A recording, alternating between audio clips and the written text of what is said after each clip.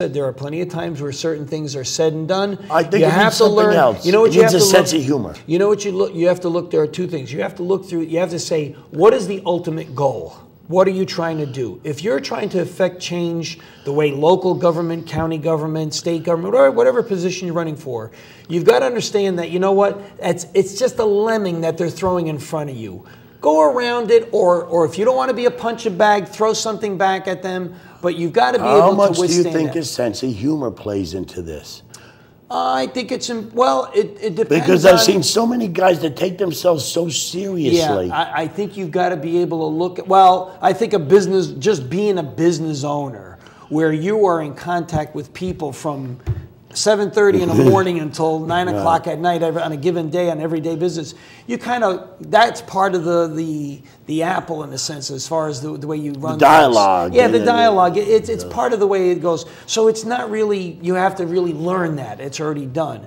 Other jobs, other professions where it's more an isolated thing, where you maybe only have 4 or 5 customers a day, that could be you see the same people every day, day in and day out. That could be, that may take But do you think a sense of humor is necessary? Oh, I think you have to have a sense of humor. If you can't be able to laugh at yourself, how are you going to have other people laughing at you and be able to take it? You have to be able, you definitely need a sense of humor.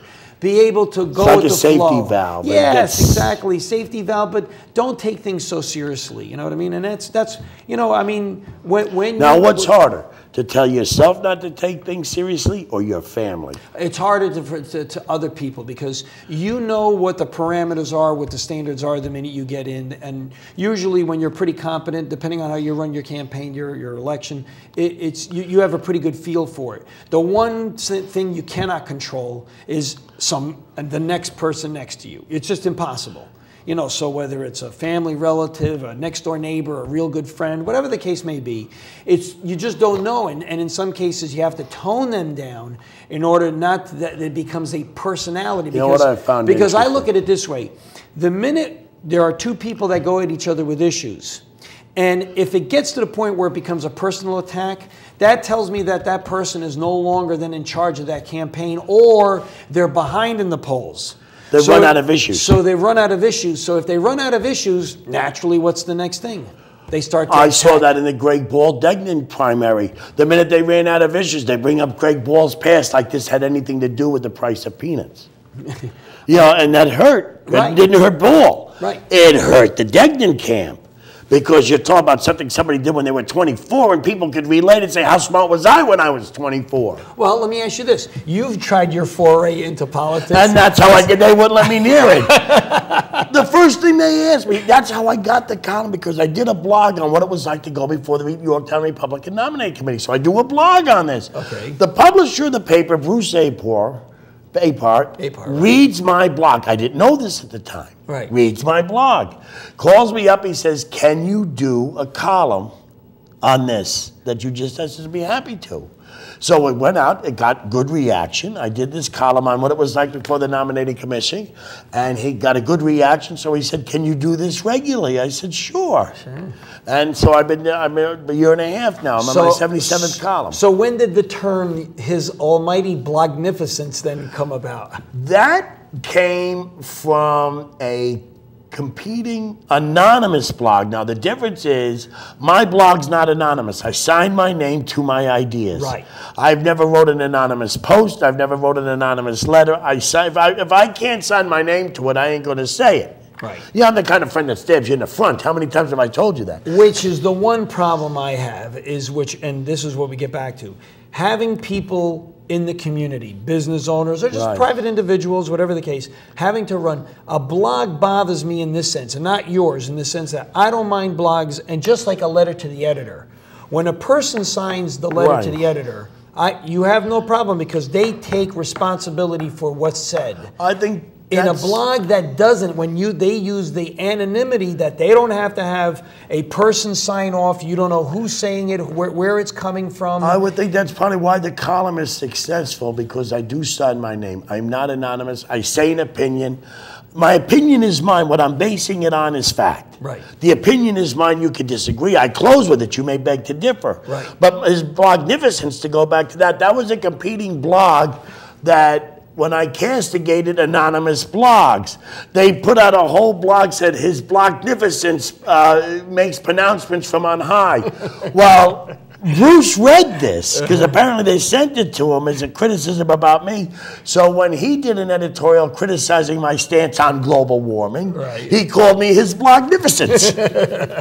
So he brought the blog word into the mainstream.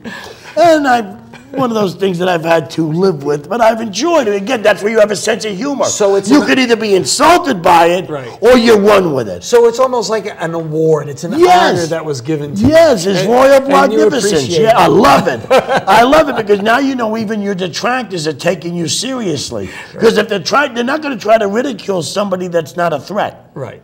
If you don't mean anything, there won't be even any comment about you. Right. You look at. We talked about this before, how John Hall treats Kerry and Laylaw, like he doesn't exist. Right. Well, that's a typical, Right, because he doesn't think he's in trouble. He doesn't think there's but he just treats him like he doesn't exist. You excuse the person as if to say they're not even in a race. So we see that. Right. Well, like I said, so if they didn't think my blog was an influence or even my column was an influence, and all I've always said, and I've been upfront about this, I want to influence the debate. Right. You can't influence elections.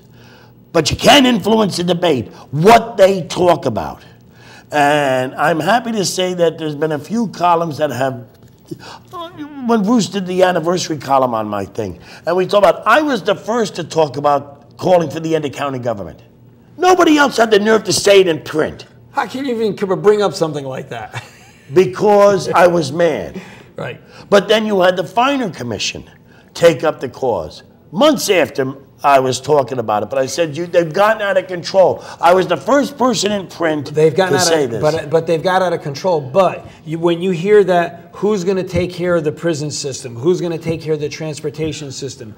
Who takes care of the parks? Who's going to be the county police officer? When I did my column on my Caploids 2 weeks ago, I said I've advocated for the abolition of county government, but in reality, I know it's not going to happen, but one can always dream. So what you try to do is use the force of saying you're no good anymore. Right. To get them to reform themselves. Now, Mike got it. Right. Mike got it. I mean, he's there talking about now with the Budget Commission, zero-based budgeting. Not, we're making cuts, but it turns out to be a rate of growth cut. Right. Nobody's getting any less money. Right. You're a businessman. I'm a businessman. If you cut something, that means it costs less than it did before. Well, if you're paying more for something, you haven't gotten a cut.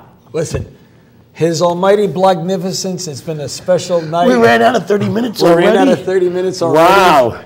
So we would like to thank Andy Bazzo. I hope you've had a good time. Let's give it to everybody. It's the Bazzo Manifesto. That's your blog. Right, and you can get to that on the forum section of the North County News.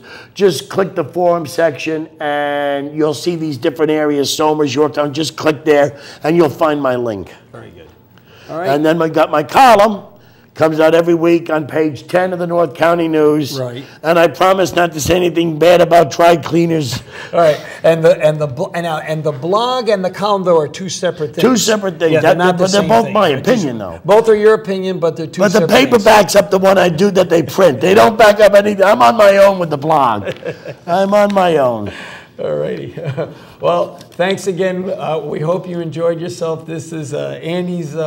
Andy's words speak louder than many phrases or any adverbs or any sort of adjectives you could describe. Tell them the truth. It's tough being my friend, isn't it? It is. Tell them the truth. It's a pleasure having Andy on. I'm sure I'll bring him back on again.